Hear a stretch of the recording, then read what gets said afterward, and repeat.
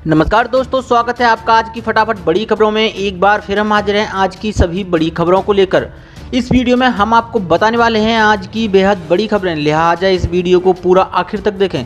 इसलिए दोस्तों इस वीडियो को लाइक और शेयर भी जरूर कर दें। आज की बड़ी खबरों में हम आपको बताएंगे, जी हाँ दोस्तों, कर्मचारियों के थोक बंद रिटायरमेंट का प्लान सर्कुलर हो गया है जारी। जी हाँ, केंद्र सरकार ने शासकीय कर्मचारियों को समय से पहले रिटायर करने के लिए 30 से 50 वाला सर्कुलर जारी कर दिया है। इस सर्कुलर में कर्मचारियों के उन सभी सवालों और बवालों के जवाब दिए गए हैं जिसके चलते आज तक 30 से 50 फार्मूला लागू नहीं हो पाया है।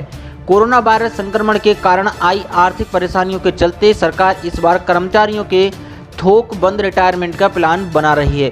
समय से पहले रिटायरमेंट का मतलब जबरन सेवानिवृत्ति नहीं है। केंद्र सरकार ने सभी मंत्रालयों और विभागों को जो पत्र भेजा है उसमें विस्तार से यह समझाया गया है कि जनहित में विभागीय कार्यों को गति देने, अर्थव्यवस्था के चलते और प्रशासन में दक्षता लाने के लिए मूल नियमों एफआर और सीसीएस पेंशन रूल 1972 में समय से पहले रिटायरमेंट देने का प्रावधान है। पत्र में सुप्रीम कोर्ट के फैसलों का हवाला भी दिया गया है। इसके साथ ही ये भी स्पष्ट कर दिया गया है कि समय से पहले रिटायरमेंट का मतलब जबरन सेवानिवृत्ति नहीं है। डीओपीटी कार्मिक और प्रशिक्षण विभाग के मुताबिक माकुल अथॉरिटी को यह अधिकार है कि वह किसी भी सरकारी कर्मचारी को FR 56J rules 48(1) B of CCS pension rule 1972 नियम के तहत रिटायर कर सकता है, बशर्ते वह केस जनहित के लिए आवश्यक हो।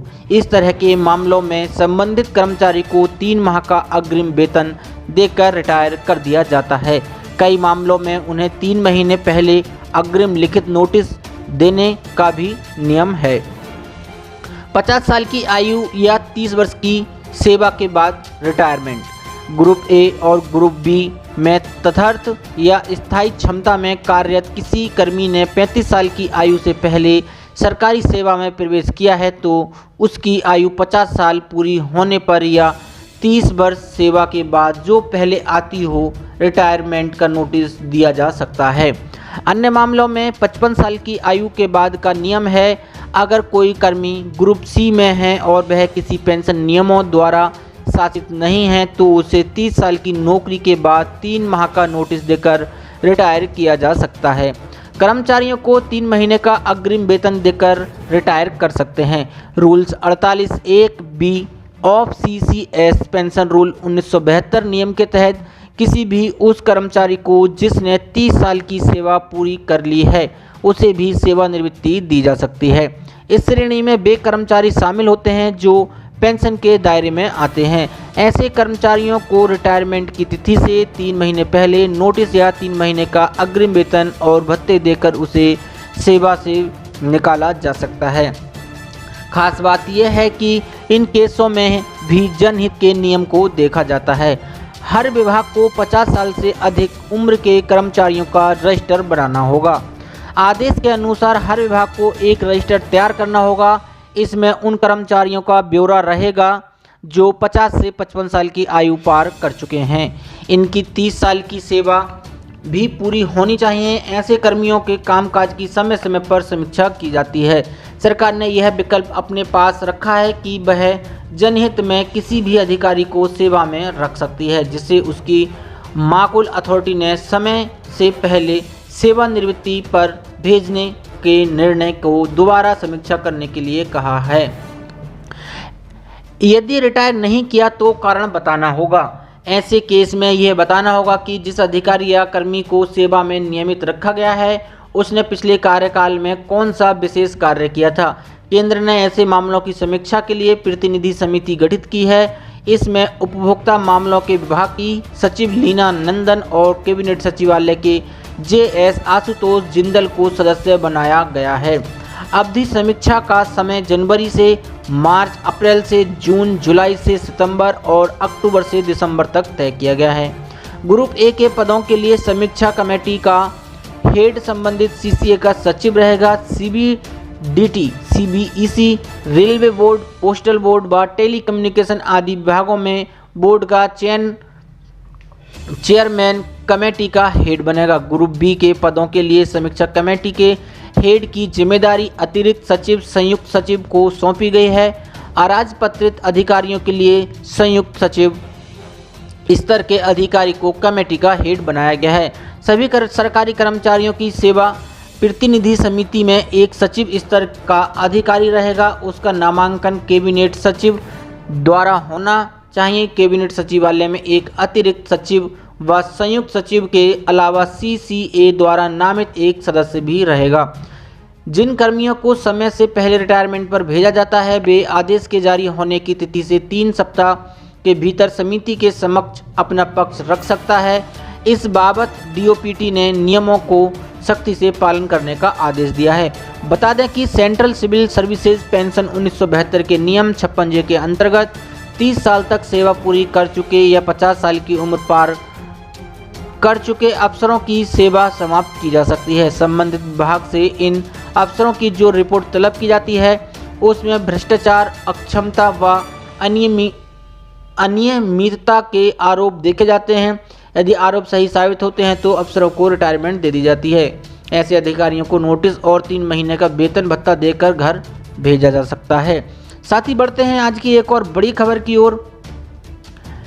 30 सितंबर से प्राइवेट कर्मचारियों को मिलेगी पेंशन की नई सुविधा का लाभ। EPFO ने दी है राहत की खबर। जी हां, प्राइवेट सेक्टर में नौकरी करने वाले कर्मचारियों के लिए यह एक अच्छी खबर है।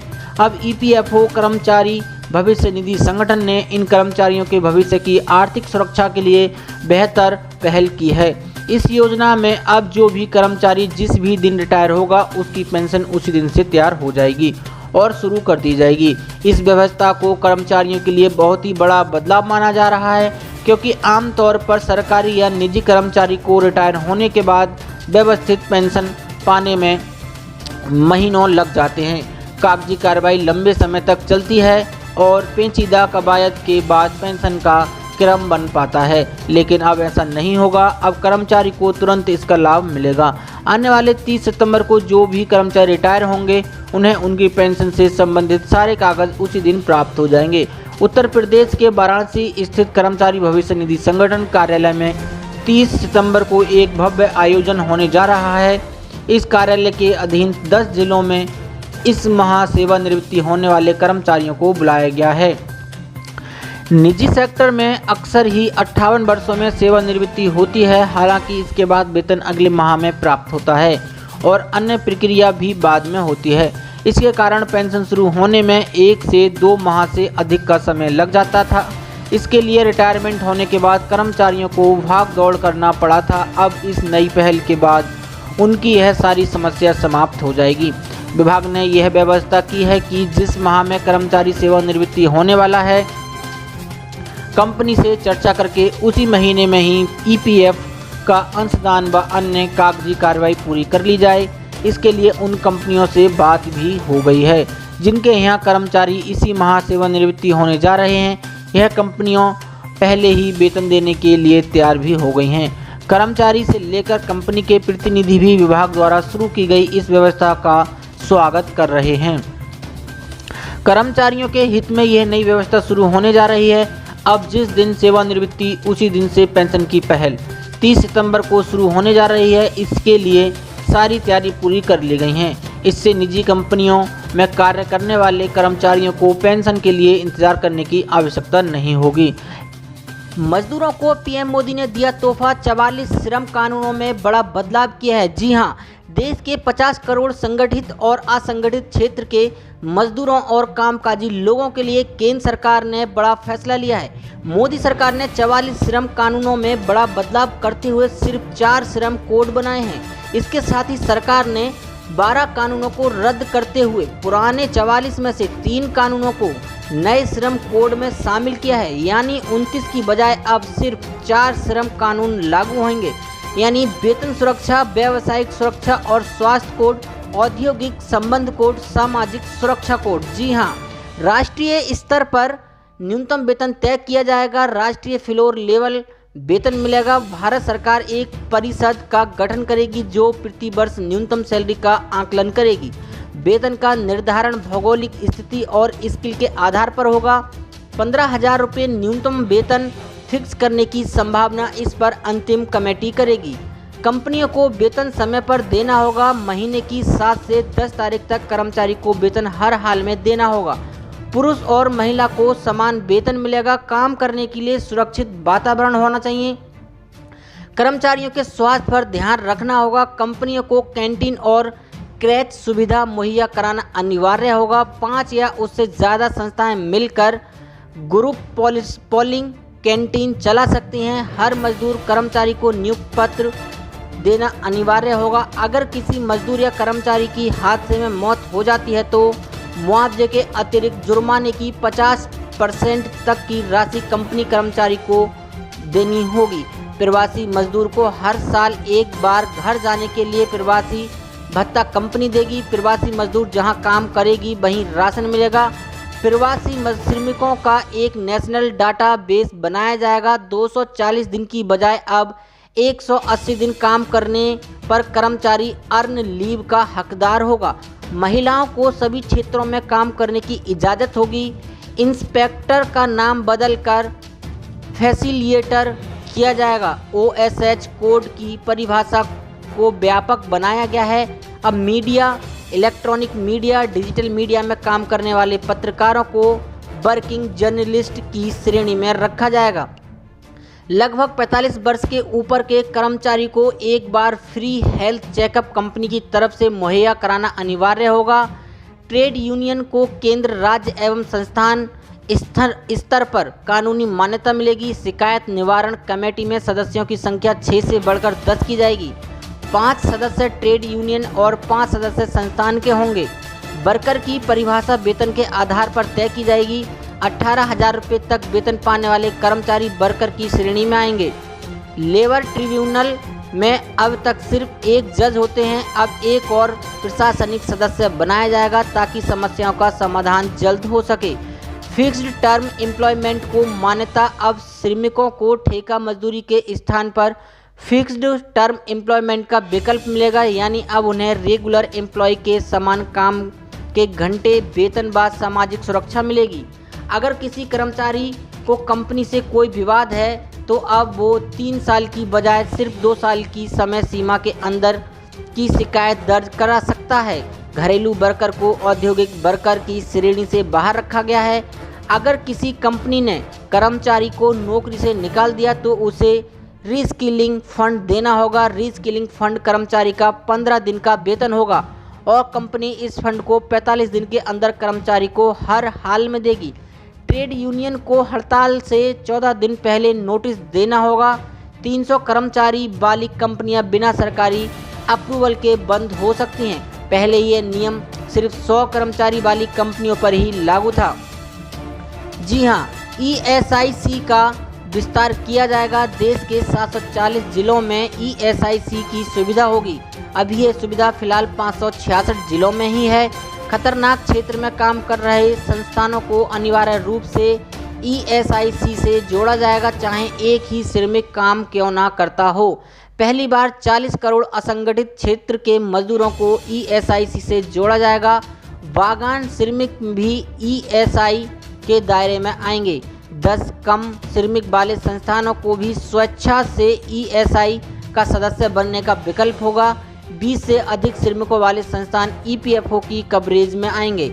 असंगठित क्षेत्र के स्वरोजगार से जुड़े श्रमिकों को भी EPFO में लाने की योजना बनाई जाएगी। कॉन्ट्रैक्ट पर काम करने वाला कर्मचारी को भी ग्रेजुटी का लाभ मिलेगा। इसके लिए न्यूनतम कार्यकाल की बाध्यता नहीं होगी। असंगठित क्षेत्र के श्रमिकों का राष्ट्रीय डाटाबेस बनाया जाएगा जहां पर सेल्फ रजिस्ट्रेशन करना होगा।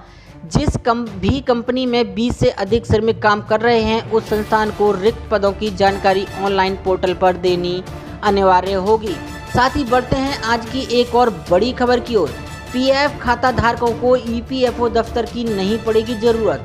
नए ऑनलाइन पोर्टल पर होगा सब काम। जी हाँ, ये कर्मचारियों के लिए बड़ी सुविधा होगी। कोरोना संक्रमण को देखते हुए EPFO ने PF धारकों के लिए ई इंस्पेक्शन पोर्टल लॉन्च कर दिया है। अब किसी को भी EPFO ऑफिस आने की ज़रूरत नहीं है। आप ऑनलाइन ही शिकायत और दस्तावेज मंगा सकते हैं। देश के 4.50 पीएफ सदस्यों को देखते हुए ईपीएफओ ने ये बड़ा कदम उठाया है। अब किसी को कोई जानकारी या शिकायत करनी हो तो इस पोर्टल पर कर सकते हैं। आपकी शिकायत पर अधिकारी आपके काम में जुट जाएंगे। अधिकारी आपकी शिकायत पर क्या कार्रवाई कर रहे हैं, इसकी भी जानकारी आपको मेल या मैसेज करके बता दिया जाएगा। ईपीएफओ सीबीडीटी के सदस्य हरभजन सिंह ने बताया कि कोरोना के समय में ईपीएफ कार्यालयों में सदस्यों की भीड़ लगी रही है। कानपुर में तो काफ़ी समय से सदस्यों को ईपीएफओ कार्यालय में लाइन लगानी पड़ती है। इससे बचने के लिए ये पोर्टल शुरू किया गया है। नए पोर्टल से शिकायतों का समाधान भी होगा और संक्रमण से भी बचा जा सकेगा। ईपीएफओ ने ऑनलाइन पोर्टल पर पीएफ सदस्यों की हर प्रकार की शिकायत को लेने की सुविधा दी है। ये पोर्टल सिर्फ पीएफ सदस्यों के लिए ही नहीं, यहाँ काम करने वालों के लिए भी है। ईपीएफओ के इंस्पेक्टर भी कंपनी में नहीं जा सकते हैं। साथ ही बढ़ते हैं एक और बड़ी खबर की ओर। 60 साल की उम्र के बाद नहीं होगी पेंशन की चिंता, हर महीने मिलेंगे 5,000 रुपये। जी हां, अटल पेंशन योजना के तहत 18 से 40 साल की उम्र के लोग आवेदन कर सकते हैं। अगर निवेशक की 60 साल के बाद मौत हो जाती है तो नॉमिनी को 50% पेंशन मिलेगी। जी हां, बुढ़ापे में पैसों का सोचकर चिंतित होना अब नहीं पड़ेगा। आपके लिए अटल पेंशन योजना बेहद फायदेमंद साबित हो सकती है। इसमें 60 साल की उम्र के बाद आप हर महीने 1 से 5,000 रुपये तक पेंशन पा सकते हैं। इस स्कीम के तहत अगर निवेशक की मौत हो जाती है तो उसके नॉमिनी को 50% पेंशन मिलेगी। इस योजना में 18 से 40 साल तक की उम्र तक के लोग आवेदन कर सकते हैं। सरकार की ओर से अटल पेंशन योजना का संचालन pension fund regulatory and development authority द्वारा किया जाता है। अब तक इस योजना से 2.23 करोड़ से ज़्यादा लोग जुड़ चुके हैं। इस स्कीम में अलग अलग उम्र और पेंशन स्लैब के हिसाब से उसे आंशिक योगदान करना होता है। अगर कोई 18 साल में इस स्कीम से जुड़ता है तो उसे 42 रुपये से लेकर 210 रुपये प्रति माह निवेश करना होता है। वहीं यदि कोई 40 साल की उम्र में आवेदन करता है तो उसे 291 रुपये से लेकर 1454 रुपये प्रति माह निवेश करना होता है। इसमें नियमित रूप से 60 वर्ष की आयु तक पैसा जमा करना होता है। इसके बाद 60 साल से होने पर हर महीने 1,000 से लेकर 25,000 रुपये तक पेंशन के रूप में मिलेगी। सब्सक्राइबर जितना ज़्यादा पैसा जमा करेगा उसे रिटायरमेंट के बाद उतनी ही ज़्यादा पेंशन मिलेगी। योजना की खास बात यह है कि इसमें आपको सेक्शन 80C के तहत 1.5 लाख रुपये तक टैक्स में छूट भी मिलेगी। साथ ही बढ़ते हैं आज की एक और बड़ी खबर की ओर। कोरोना संकट के बीच इन कर्मचारियों को मिल सकती है बड़ी राहत। जी हां, 7 पे कमीशन की ओर से केंद्रीय कर्मचारियों के लिए जरूरी खबर है। इतने प्रतिशत बढ़ सकता है डीए महंगाई भत्ता। जी हां, केंद्रीय कर्मचारी और केंद्रीय पेंशनर्स के लिए एक जरूरी सूचना है। महंगाई भत्ते को लेकर एक अच्छी खबर सामने आई है। इसका भुगतान नहीं हो रहा है, लेकिन जनवरी 2020 से लेकर जून 2020 के लिए महंगाई के आंकड़े जारी हो चुके हैं। केंद्रीय श्रम मंत्रालय द्वारा आंकड़ों के अनुसार अखिल भारतीय ग्राहक मूल्य सूचकांक AICPI में वर्ष 2020 के माह जनवरी से लेकर जून के बीच 2 पॉइंट का इजाफा हुआ है। इसका अर्थ ये हुआ कि जब भी डीए महंगाई भत्ता बढ़ेगा तब उसकी बढ़ोतरी का 3% हो सकता है। हालांकि कर्मचारियों को इस बढ़ोतरी का लाभ भी जुलाई 2021 के बाद ही मिल सकता है। कोरोना वायरस से उपजे संकट के चलते इसी साल केंद्र सरकार ने महंगाई भत्ता डीए को फ्रीज करके रखा है। वर्तमान में कर्मचारियों को 17% की दर से महंगाई भत्ता दिया जा रहा है। जी बिजनेस डिजिटल की रिपोर्ट के अनुसार सरकारी कर्मचारियों को जो महंगाई भत्ता दिया जाता है वह AICPI के पॉइंट्स के आधार पर ही तय किया जाता है। इसी साल जनवरी में AICPI इंडेक्स 330 पॉइंट पर था, जो कि जून में 2 पॉइंट बढ़कर अब 332 हो गया है। यानी इसके अनुसार यह संभावना है कि डीए महंगाई भत्ते में 3% की बढ़ोतरी का इजाफा हो सकता है। ऐसी बड़ी खबरों को देखने के लिए हमारे चैनल को सब्सक्राइब करें और इस वीडियो को लाइक शेयर जरूर करें। धन्यवाद।